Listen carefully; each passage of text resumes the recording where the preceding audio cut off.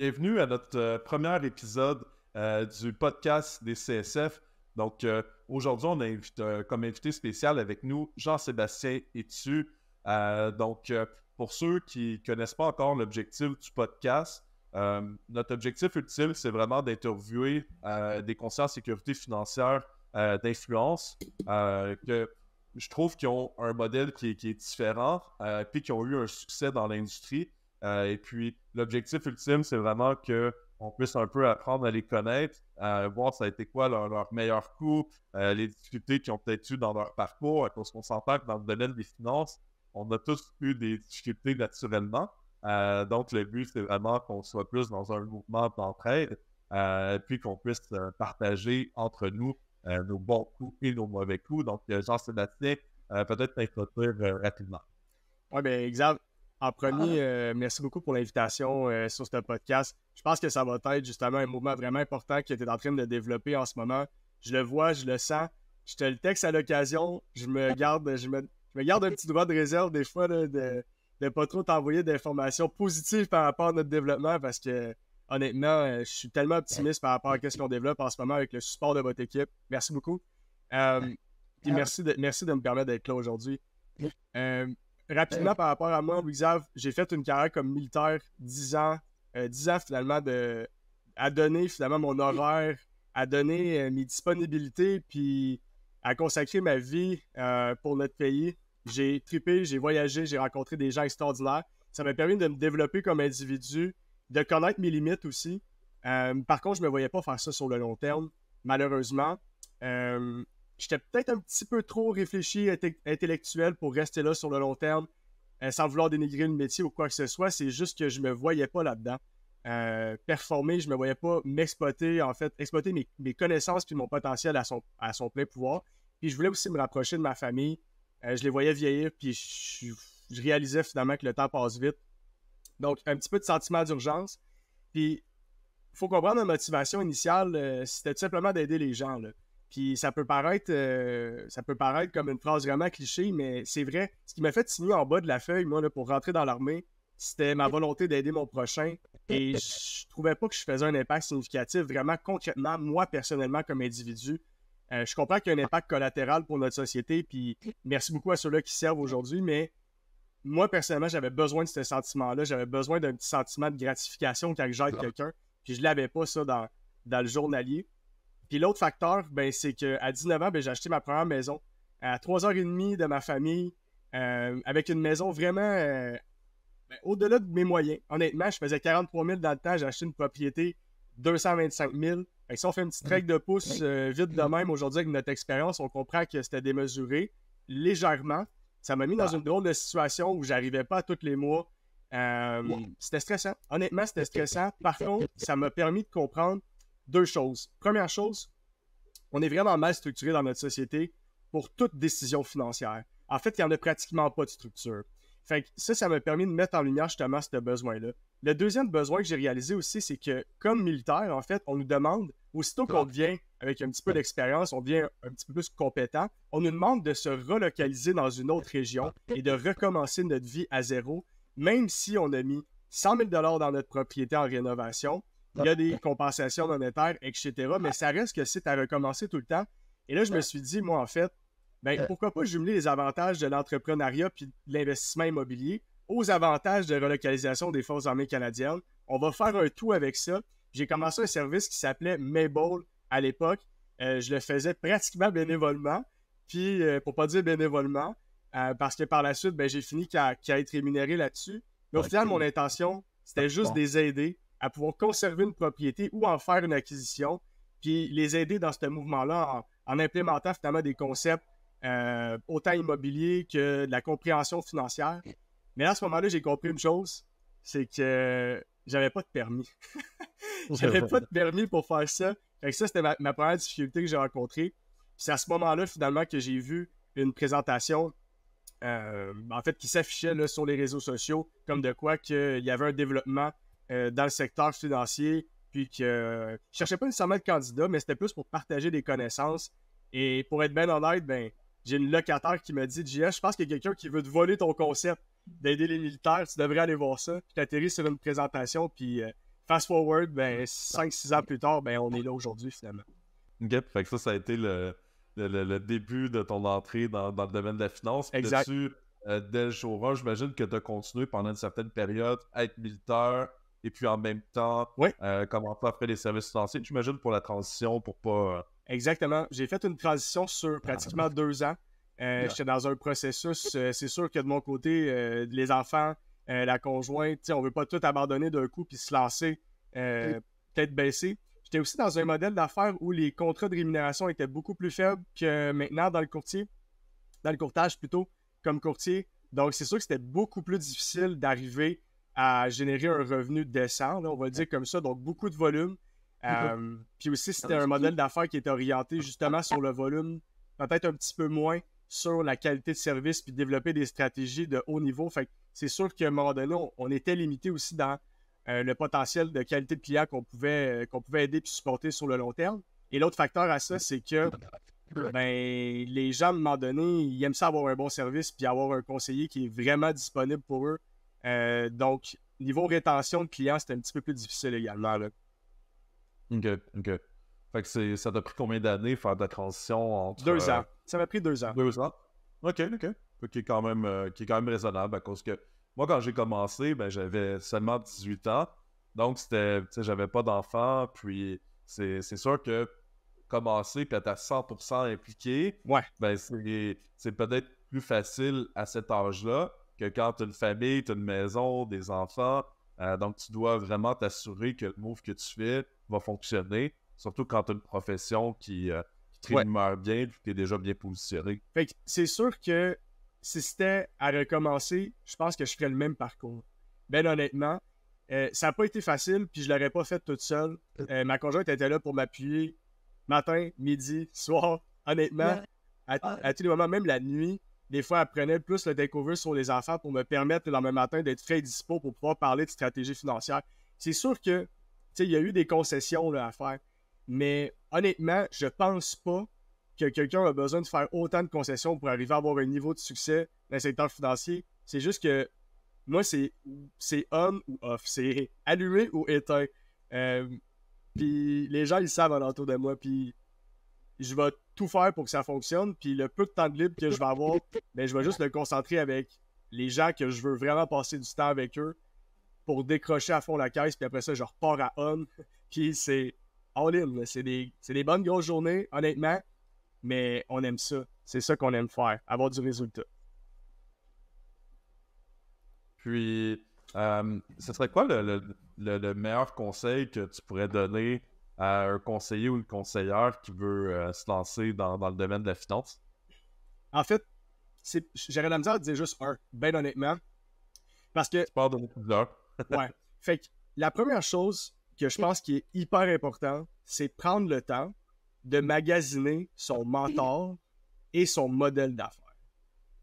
Ça, c'est la première étape que je trouve la plus importante parce que je regarde toutes les disponibilités sur, on va dire, le marché, là, mais c'est plutôt dans l'industrie. Puis il y a autant des modèles que c'est des tordeurs, puis qu'on va être concentré seulement sur le développement client et seulement dans une seule entreprise. Puis il y a d'autres modèles que c'est complètement le contraire. Ça va être concentré seulement sur le modèle de développement des affaires et très peu axé sur les produits. Mais je trouve que les deux ont des lacunes au niveau du développement. Puis il faut que finalement le conseiller il force les choses pour se sortir de ce modèle-là, pour aller finalement se complémenter s'il veut se développer autant comme entrepreneur, autant comme conseiller financier. Fait que première chose, choisir son mentor définitivement. Puis la deuxième chose, une fois que ça c'est fait, c'est d'embarquer, puis pas juste avec un orteil, mais c'est d'embarquer all-in. Puis juste faire tout qu'est-ce que son mentor il dit de faire à la lettre et le multiplier par 10 pour aller chercher les résultats que finalement le mentor il visualise pour son mentoré, là. Fait que ça serait les deux principaux conseils que je dirais à quelqu'un qui commence. Choisis où tu veux aller pour de vrai. Prends le temps d'étudier qu'est-ce qui est disponible, puis va où est-ce que c'est le mieux. Puis la deuxième chose, c'est sois all-in. Le reste, il va suivre. Ouais, toujours donner son 100%. Des fois, dans notre équipe, on a quand même une organisation avec beaucoup de représentants. Puis, qu'est-ce qui manque souvent, que je me rends compte en général, mais des fois, c'est le manque d'effort puis de constance. Puis, c'est tout ça qui fait la différence. Moi, je dis toujours aux gens, tout est possible. On a une industrie qui a tellement des possibilités infinies, mais souvent, si on n'a pas de résultats, la problématique vient généralement simplement de nous. Donc, à la fin de la journée, on a le pouvoir de tout pouvoir changer d'un coup, puis vraiment passer notre entreprise à un autre niveau. Puis c'est ça qui est incroyable. Puis de ton côté, ça a été quoi tes plus grands défis que tu as eus dans ta carrière? Hmm. Je pense que le plus grand défi que j'ai eu, là, c'est justement que j'avais pas l'expérience de... En fait, j'ai juste pas reçu les 2 conseils que je vous ai mentionnés précédemment. Puis j'ai évolué dans un modèle extrêmement difficile, où le taux de rétention sur le long terme est peut-être de 1 pour 1000. Quand dans l'industrie, c'est 1 pour 1% peut-être qui va vraiment performer sur le long terme. On essaie peut-être de le rendre à 10. Il y a personne qui m'a vraiment pris par la main puis qui m'a emmené dans un modèle qui était... En fait, je pense qu'il n'y avait juste rien de disponible, pour être bien honnête, Xav, qui correspondait vraiment à ma vision actuelle des choses. Fait que je pense que ça a été ça qui a été vraiment compliqué. Je pense que c'est vraiment la chose. J'essaie de réfléchir à autre chose, mais tout le reste, c'est juste des excuses. Le reste, c'est juste des petites difficultés journalières qu'on passe à travers parce qu'au lieu de focusser sur la difficulté, on cherche la solution, puis on passe à autre chose. Fait que, honnêtement, je pense que c'est ma plus grosse difficulté que j'ai rencontrée, ça a été le modèle d'affaires. Ouais. OK. Donc, généralement, le modèle d'affaires a été Mais c'est vrai qu'aujourd'hui, il y a tellement de modèles d'affaires, puis on entend tellement aussi des fois des histoires d'horreur de gens qui se font recruter, ils se font promettre la lune, puis finalement, par la suite, absolument rien est livré. Donc, tu sais, dans ma vie, moi, je me suis toujours dit, ben, pour me sentir à l'aise, ben, j'aime mieux toujours donner dès le départ comment que les choses sont réellement. De cette façon-là, on gère bien les attentes, on bâtit des relations sur la confiance. Donc, C'est il y a tellement beaucoup vrai. de gens que je parle qui disent que pour eux, ils se sont fait tellement promettre des choses qui n'étaient pas la réalité. Donc, ça, c'est plutôt dommage qu'il y a des gens qui utilisent des fois une certaine façon de mentir pour aller chercher plus de recrutement. Ça finit par être éphémère. Au final, les gens vont juste se trouver potentiellement une autre organisation qui va vraiment réellement les aider à atteindre leurs objectifs. C'est ce qui s'est passé dans notre situation, finalement. Puis, tu sais, quand on est parti dans le courtage, on n'a pas répété l'erreur de rester longtemps dans un modèle qui ne fonctionne pas. On est arrivé dans un agent général qu'on a vu qui ne correspondait déjà pas à ce moment-là à nos attentes. Au moment où on a mis les pieds, on a bougé. Puis je pense même pas 6 mois après, on a bougé une dernière fois, cette fois-ci vers votre groupe. Parce que là, on a compris vraiment la sphère du courtage. On avait fait le tour pas mal de ce qui est disponible aussi dans l'industrie. Là, on va être bien honnête. Puis ben, on s'est trouvé finalement. Fait que c'est une bonne chose. Ouais, mais c'est un peu le constat que j'ai fait aussi dans ma vie. J'ai commencé dans le domaine il y a 16 ans. J'ai fait 2 ans pour un réseau captif. Et puis après ça, je suis devenu courtier. Puis dans ma vie, j'ai été au moins dans 4 agents généraux pendant ces 14 dernières années-là, après que j'aille quitté l'Industrielle Alliance. Puis c'était souvent ça, souvent des fausses promesses, vraiment de te laisser toujours par nous-mêmes. Une chance que j'étais quand même quelqu'un toujours d'autodidacte qui m'arrangeait par moi-même. Mais je te dirais que le niveau de service, puis d'aide à aider les gens à passer à un autre niveau était vraiment inexistant. C'était généralement que des formations organisées par les compagnies d'assurance qui étaient présentées. Et puis, quand on regardait, ben, il n'y avait pas vraiment des outils qui étaient mis en place ou de l'aide justement à avoir le bon mindset, comment aller chercher plus de prospection, comment faire passer sa business à un autre niveau. Puis généralement, les gens qui sont dans la direction, mais c'est pas nécessairement, la plupart du temps, il y a des cas d'exception, des gens qui ont eu un résultat massif dans leur vie. Donc, un peu comme tu disais tantôt, ben, bien choisir nos mentors peut faire toute la différence pour justement éviter de faire des erreurs que certaines autres personnes ont fait. On a souvent toutes des fois des façons de voir les choses qu'on se dit « Ah, je vais l'essayer par moi-même », mais plus que je vois en rétrospective, les gens qui ont agi comme mentors dans ma vie, ben, généralement, ils ont eu raison quand ils m'ont dit de ne pas faire quelque chose. Donc, si on est capable d'éduquer les gens à éviter de faire le moins de mauvais coups possible, naturellement, ils vont être capables d'avancer 2 à 3 fois plus vite. Ouais. Puis, j'ai comme tellement de choses qui me passent en tête pendant que tu parles de ça, puis de choisir son mentor. Tu sais, en vrai, c'est la personne qui est pas dans l'industrie, c'est comment qu'elle va choisir son mentor. C'est pas juste une personne qui est sympathique, là. C'est qu'est-ce que cette personne-là a réalisé concrètement. Puis souvent, c'est ça que je vois, c'est que les gens vont se diriger vers les gens sympathiques. Pas qu'il faut pas aller faire un mentor sympathique, là. Faut pas non plus m'amener là. Mais je pense qu'il y a un juste milieu. Puis tu sais, on veut des gens qui sont efficaces avec nous, mais de part et d'autre, finalement, on veut aussi un mentor qui est efficace et qui va être justement en mesure d'élever, finalement, ses mentorés vers un niveau de succès qui correspond aux standards de l'organisation. Et non le contraire, de demander aux mentorés d'élever les niveaux de l'organisation. C'est souvent ça que je vois aussi. Parce que les niveaux de l'organisation sont ce qu'ils sont, là. On va le dire comme ça. Non, fait que c'est vraiment de t'as raison. Puis des fois aussi, c'est un peu de questionner notre mentor, directeur, un peu c'est quoi qu'il a réalisé lui dans sa vie, pour vérifier si c'est vraiment la personne idéale pour nous coacher. Si finalement la personne a fait quelques mois dans le domaine, elle n'a pas eu un succès massif, c'est juste quelqu'un qui était capable de bien suivre un système, ben cette personne-là, c'est correct, elle sait suivre le système, mais si elle n'a pas été en mesure elle-même ou lui-même d'avoir des résultats qui sont exceptionnels, ben il y a des bonnes chances que ça va se répertorier sur nous-mêmes, puis les résultats ne seront pas à une échelle qui est exponentielle. Donc, ça résume exactement ce que tu disais tantôt. Ouais, rapidement, le mentoré va se retrouver à être le mentor de l'organisation. C'est ça qui va se passer, là. Puis c'est un petit peu ce qui s'est passé par la bande assez rapidement dans mon développement. Puis pourtant, je n'ai pas du tout du milieu. Tu sais, assez rapidement, j'ai juste fait mon chemin. Dieu merci, il y avait quelqu'un justement dans la hiérarchie qui a des compétences outre que dans notre domaine, mais bref, c'est un actuaire. Fait que au niveau stratégie financière, la compréhension des postes d'assurance, le développement des outils d'explication client, c'était extraordinaire. Fait que ça m'a permis de cheminer hyper rapidement de ce côté-là.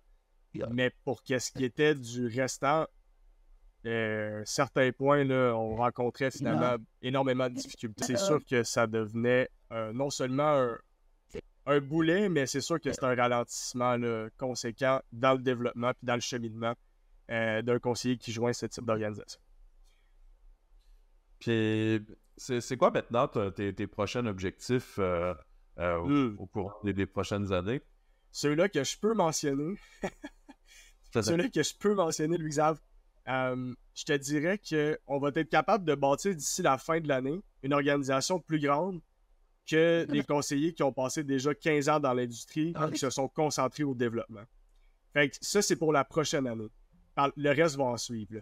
Puis définitivement qu'il y a une stratégie qui va être appliquée justement au niveau des disponibilités par rapport aux différentes plages de disponibilité au niveau des périodes probatoires, parce que c'est ce qui nous limite au niveau de la progression. En même temps, c'est une limite saine parce que ça nous permet de passer énormément de temps avec nos stagiaires puis de les rendre hyper compétents et ça rapidement, là.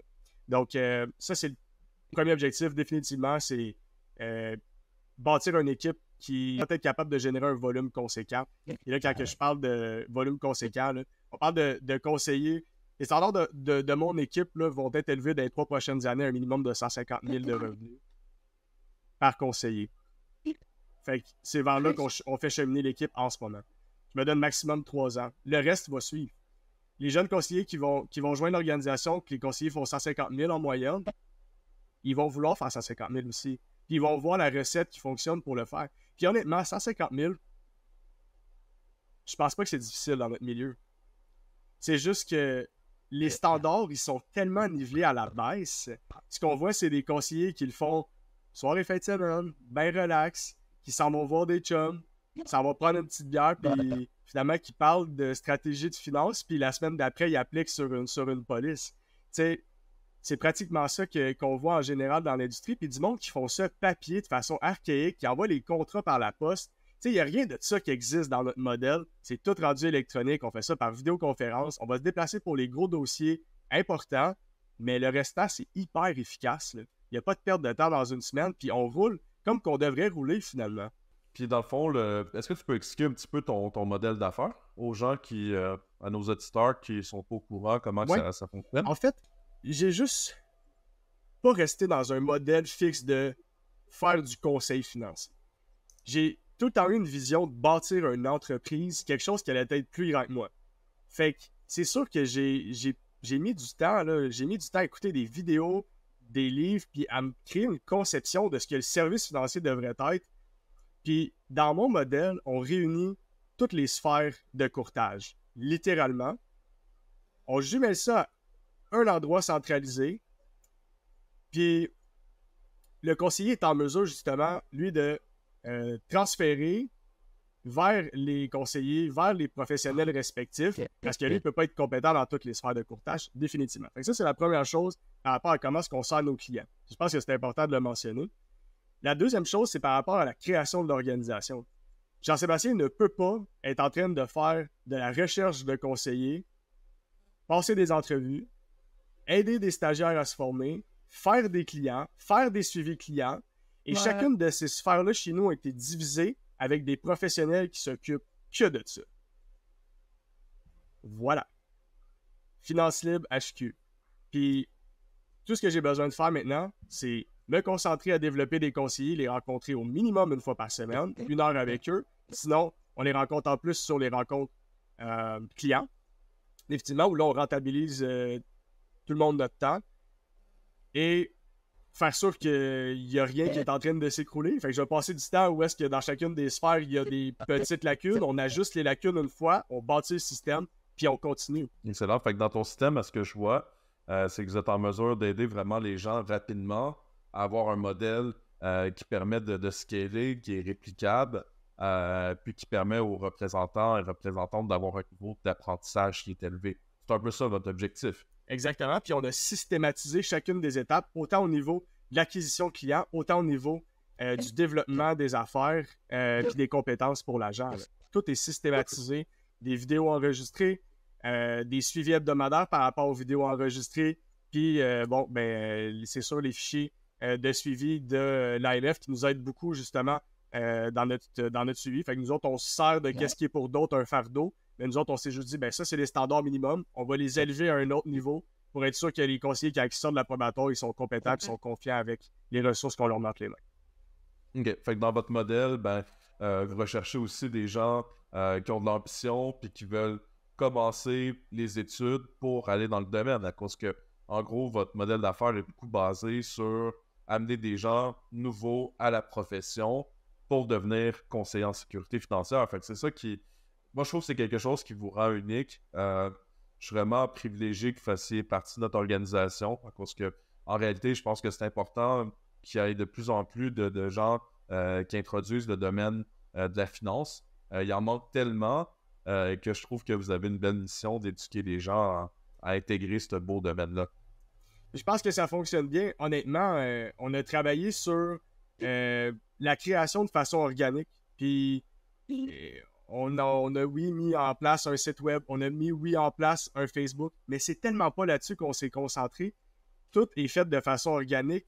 Donc, cette business-là, elle est solide comme roc parce que il y a tellement de sphères de référencement de tous les angles que finalement, c'est impossible que... Tu sais, une toile d'araignée, là, elle tient pas juste par un fil là, en ce moment. Là. La toile d'araignée de mon organisation, elle tient en place par environ 35 fils différents. Il y a des entrées de partout à tous les jours. Si j'ai une cancellation de client, je reçois 2 références pour un client qui veut finalement se faire référer en auto-habitation, une référence pour de l'assurance commerciale, l'autre, il veut finalement se partir une entreprise, l'autre, il veut une référence hypothécaire. Finalement, je viens juste de faire 1500, 2000$ juste là parce que j'avais une cancellation et j'ai pris le temps de répondre à des messages.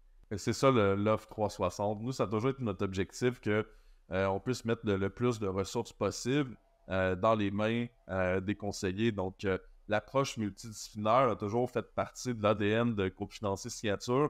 On est toujours à la recherche de trouver des nouveaux partenariats qui peuvent expandre l'offre de services de nos équipes, puis aider surtout les conseillers en sécurité financière de notre organisation à développer des partenariats. Pour moi, c'est vraiment un point qui est prioritaire, que je crois beaucoup. Puis si on veut être capable d'avoir une business qui est sur l'autopilote, mais développer des partenariats, c'est sûrement une des méthodes qui peut nous permettre d'avoir le plus de résultats possible avec le moins d'efforts.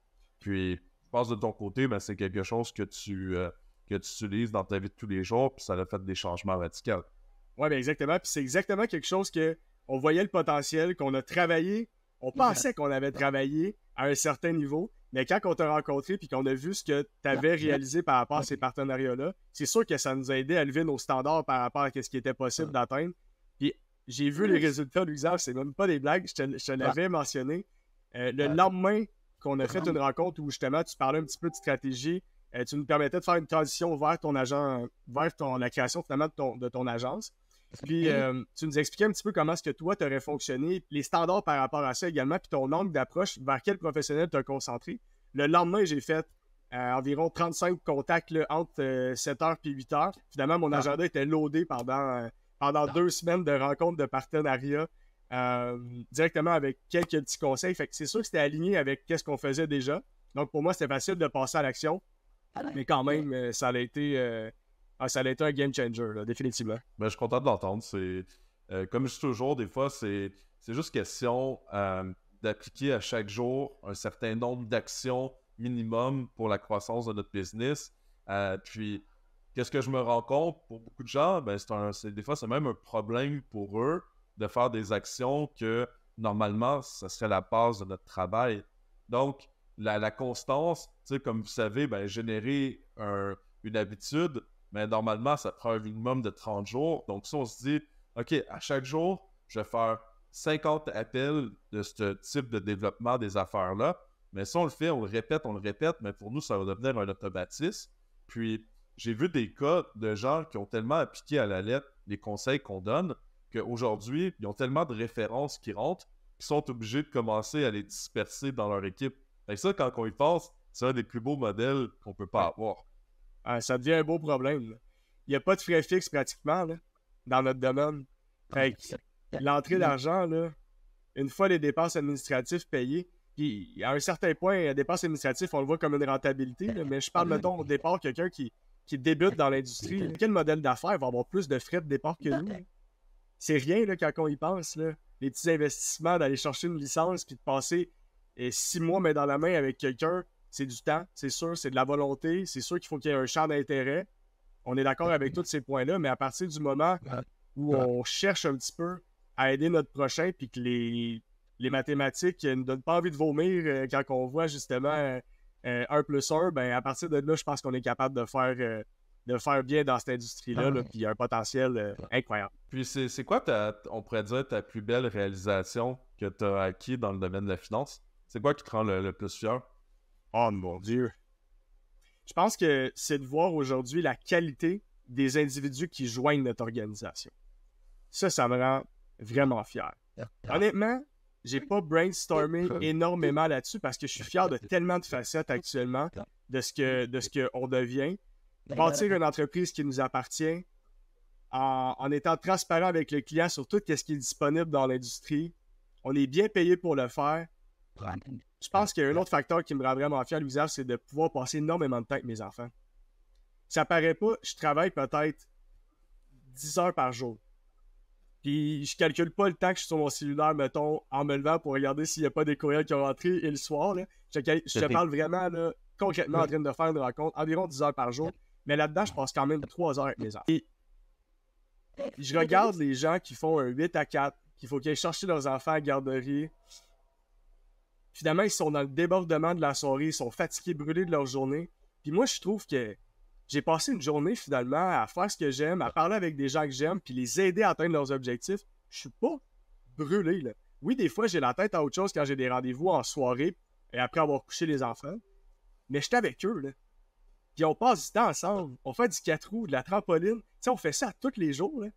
L'hiver, on fait de la glissade parce qu'on peut travailler de où on veut. Ça, c'est incroyable. Ça, c'est sûr que ça me rend extrêmement fier. Puis je vais être fier pour le restant de mes jours quand je vais regarder justement ce qu'on a fait avec notre famille, avec nos enfants, puis le développement qu'on a eu avec la belle business qu'on est en train de construire. Moi, c'est cette vision-là, finalement, je pense, qui va me rendre encore plus fier que je le suis déjà, même si je le suis déjà en plein. Puis comment, supposons que tu passes du temps avec tes enfants, est-ce que tu as une stratégie particulière de mettre ton téléphone à ne pas déranger? Comment tu gères pour être capable d'être présent dans cette période-là? Je trouve que c'est une chose qui est assez difficile. OK. Au départ, j'avais énormément de difficultés avec ça. J'apportais mon cellulaire partout, je devais le laisser à on. Je voulais vraiment faire bonne impression. Puis je pense que c'est normal de passer par ça. Et aujourd'hui, quand que je suis off, de un, je veux me calmer l'esprit. Donc, je prends le temps de regarder mon agenda, confirmer qu'il n'y a pas d'urgence. Je prends mon cellulaire, je le mets à off, puis je le laisse ailleurs. Loin de moi. À 50 mètres, s'il faut. Dans un autre bâtiment, s'il faut. Mais j'y touche, puis je suis juste vraiment décroché. Si on me demande comme, hey, demain, telle affaire, mettons, ma conjointe, parce qu'on travaille en partenariat, je sais pas. J'ai pas mon sel. Parce que si je l'avais amené avec moi, qu'elle me demande ça, en regardant mon agenda, je vois les 3 pop-up qui ont rentré, puis je commence automatiquement, finalement, à faire mon travail parce qu'on veut donner une qualité de service. Mais au départ, je n'étais pas sûr. Je me suis dit, je vais l'essayer. Mais finalement, les gens, ils comprennent que c'est mon temps. Je suis en famille. C'est mon temps que je vis. Tu sais, il y a les sphères qu'on veut être heureux. La famille, le fitness, c'est sûr, on veut être en forme. Les finances. Mais la famille, c'est vraiment un facteur pour moi qui est important. Puis c'est notre ancrage. Fait qu'il faut y prendre soin. On va prendre soin, définitivement. Fait que dans le fond, tu as une période de temps dans la journée qui est consacrée pour les enfants, puis tu es focus à 100%. Ouais. Au départ, je m'étais gardé 2 heures. Puis je réalisais que des fois, il fallait que je déborde à 4 heures à cause de peu importe X, Y raison. Puis j'ai dit, garde, je veux vraiment 2 heures. Et maintenant, je commence mes rendez-vous en soirée 15 minutes plus tard. Fait que comme ça, je suis sûr que j'ai au moins 2 heures. Il y a des fois que j'ai 2 heures et quart. Il y a des fois que j'ai 2 heures et 5 parce que je me prépare un 10 minutes avant ma rencontre parce que j'avais besoin de faire un petit ajustement.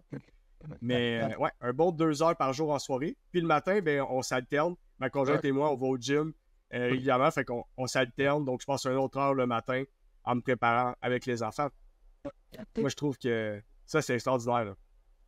Définitivement. De bien mixer la vie familiale avec le travail. Des fois, c'est un défi. On est dans un domaine que notre téléphone sonne sans arrêt. On a des distractions continues sur tous les médias de communication possibles. Donc, d'arriver à chercher un équilibre, ben, c'est un défi pareil dans notre domaine pour bien des gens. Puis c'est aussi un défi de faire comprendre à ces gens-là que c'est rien contre lui. Tu sais, c'est pas parce qu'on donne pas une qualité de service, c'est juste parce qu'il faut avoir une vie alentour de tout ça. Mais c'est facile d'être dérangé, mais je trouve que c'est aussi facile, à l'inverse, de faire comprendre aux gens avec des courriels automatisés de réponses comme de quoi qu'on est en vacances, etc., puis qu'on va leur revenir rapidement. Donc, de part et d'autre, c'est facile, c'est juste qu'ils pensent qu'il faut qu'on passe un petit peu de temps là-dessus pour le comprendre que c'est atteignable, finalement. Mais c'est le fun d'entendre, de voir que c'est possible de mixer bien la vie famille et travail. C'est un grand défi. Même pour moi aujourd'hui, on dirait que plus qu'on avance, ben, l'organisation grandit, plus en plus de communication sans arrêt, mais j'essaie vraiment, rendu à un certain point le soir, ben, quand proche du dernier moment avant de me coucher, que j'écoute des séries, etc., ben, je me téléphone à ne pas déranger. Fait que j'essaie d'avoir des moments ou des fois pendant la fin de semaine, journée, ben, le téléphone pas vraiment avec moi le moins possible pour être capable d'être présent. Fait que ça fait toute la différence. Ouais, je suis complètement d'accord. Ah, c'est important. C'est important parce qu'on est des humains. C'est parfait. Merci. Dans le fond, ça va être tout pour aujourd'hui. On a fait le tour de sujet. Merci beaucoup pour ta présence. Puis, j'imagine qu'on va se reparler très bientôt. Définitivement. Merci beaucoup, Xav, pour la passation de tes bonne journée. Salut.